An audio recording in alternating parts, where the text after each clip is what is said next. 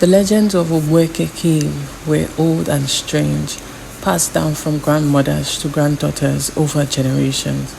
The cave was hidden, nestled among tall trees and silent stones, and most villagers had never dared to go. But they all spoke of its mysterious pool, where the water was always warm, clear, and perfectly still. Those who claimed to have seen it said the water echoed the past, whispering secrets of forgotten days. One day, a young girl named Kamsi from a wealthy village of Alo heard of this strange cave. Kamsi was known for her wild, adventurous spirit.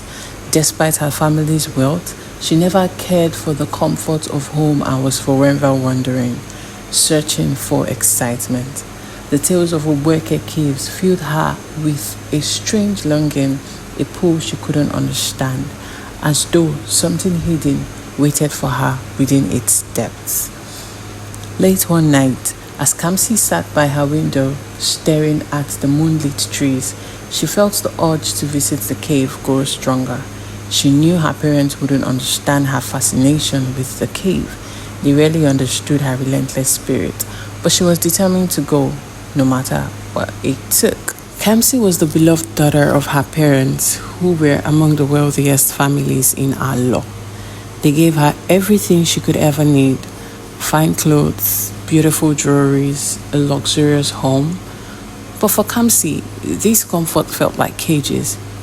Despite her family's love, she often felt alone, as if a piece of her heart was missing. Her mother would sometimes notice Kamsi's distant look and ask, "What is it, my child? Do you feel unhappy?"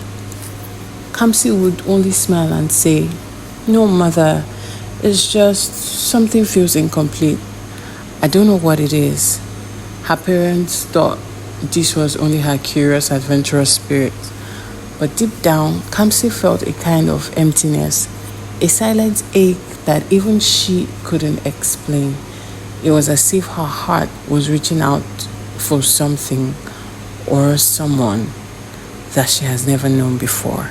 One afternoon, Kamsi heard a group of villagers talking by the market, and her ears perked up at the mention of Ogbueke Cave. They whispered of the warm waters and their strange stillness, of the echoes that seemed to live within the walls, calling out to those who dared to answer. Some even said that the waters held answers to questions one didn't know they had. The words settled in Kamsi's heart like a secret seed. She became determined to see the cave for herself, to feel the mystery that others only whispered about. After all, she thought, if there was a place that held answers, perhaps it could fill the emptiness she had always carried. Kamsi pleaded with her parents to allow her to travel to Ogbueke, saying she needed to see the wonders of the neighboring village. After much persuasion, her parents finally agreed. They sent her with a trusted maid and guard to protect her on the journey, which would take an entire day on foot. As they traveled, Kamsi's excitement grew. She felt as if each step was bringing her closer to something she'd been waiting for her entire life. Little did she know her journey to Ogbueke was not just a search for adventure, but a path to the truth about herself. In the neighboring village of Ogbueke, another girl named Amaka lived a comfortable, peaceful life. Amaka had been adopted as a baby by a wealthy couple who loved her as their own. They showered her with kindness and care, providing her with everything she needed. Yet, despite their love, Amaka often felt like a stranger in her own home.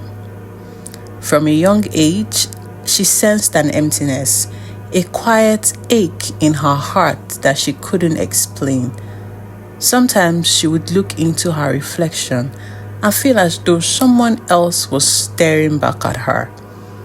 Her adoptive mother noticed her distant looks and would ask, "Amaka, what troubles you?" Amaka would smile and shake her head, replying, "I don't know, mother. It's as though I'm missing something or someone." Over time, Amaka grew accustomed to the strange feeling and found a quiet solace in the mysterious Ogbueke Cave. Whenever she felt lost, she would go there and pray, finding peace in its silence. On this particular day, a strong urge pulled her towards the cave, as if the very stones were calling her name.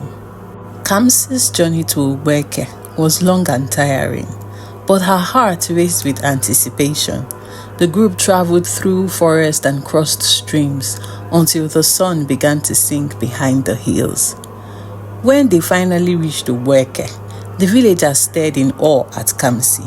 Her striking resemblance to Amaka didn't go unnoticed, but Kamsi dismissed it, not knowing who Amaka was.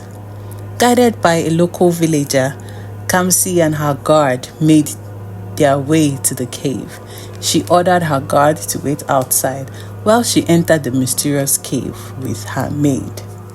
The air grew warmer as they stepped inside, the quiet hum of steam rising from the pool creating an otherworldly stillness.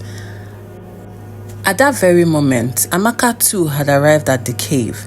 She entered quietly, the familiar warmth calming her spirit, but as her eyes adjusted to the dim light, she froze, seeing a figure by the pool, someone who looked exactly like her. The two girls stared at each other, each feeling a rush of emotions they couldn't explain. Kamsi was the first to speak. Who are you?" she stammered, her voice trembling. Amaka took a step forward, her heart pounding.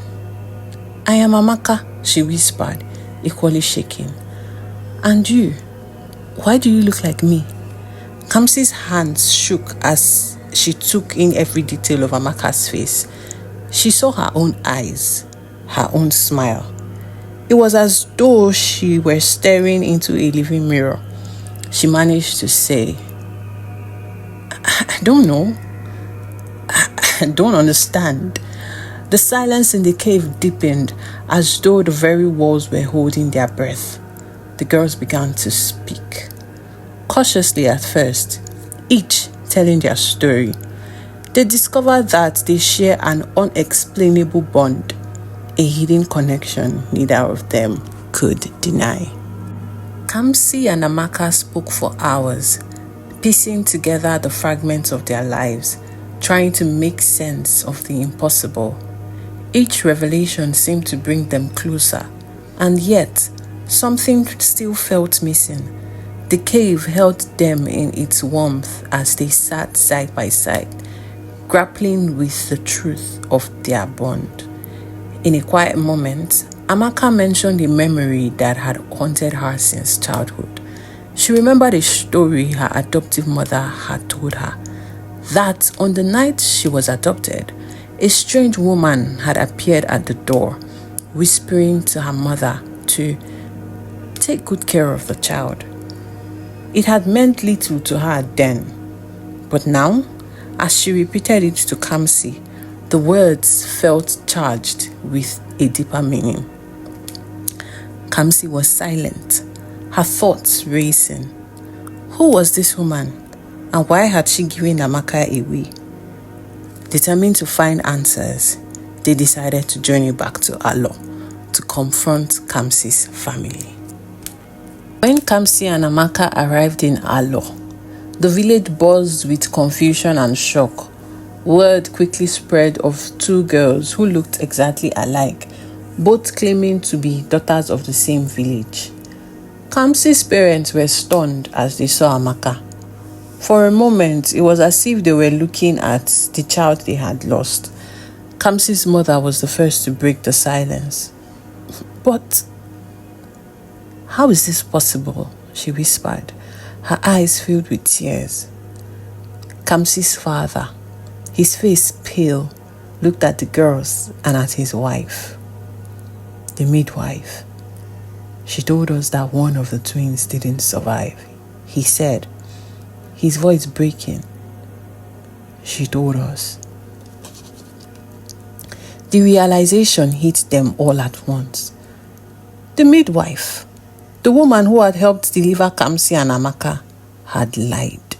She had taken Amaka and sold her to a family in Ogbueke, tearing the two sisters apart for reasons only she knew. The family summoned the midwife, who had grown old and frail. Trembling, she confessed to the terrible act she had committed out of greed. She had taken Amaka, knowing the family in Ogbueke would pay handsomely for a child. She had never expected the girls to find each other, never thought the truth would be revealed. Kamsi's family was heartbroken, but grateful to have Amaka back, and they forgave the midwife, hoping to heal from years of grief. The twins embraced, their bond now stronger than ever, bound not only by blood, but by their shared journey to uncover the truth. Together, Kamsi and Amaka returned to the cave one last time, feeling its warmth around them. The still water now silent, as if it had finally shared the deepest secret. And from that day on, the legend of the twins of Alo and Ogbueke became a tale of mystery, love, and the unbreakable bond between sisters. The moral of the story is that truth and family bonds have a way of enduring and revealing themselves, no matter how deeply hidden. Lies may separate loved ones for a time, but true connections, especially those of family, are powerful and will often find a way to bring people together again. Additionally, the story teaches us about the power of forgiveness and redemption. Even when wrongs are done out of greed or selfishness, forgiveness can pave the way for healing and allow families to mend and move forward. Lastly, it reminds us that we are often drawn towards our own purpose, even when we don't understand it, and that the answers we may seek lie within our own hearts, waiting for us to listen. If you like this story, please give us a thumbs up, and I'll be in the comment section. You can stick around to listen to more stories. Have a good night rest. Bye.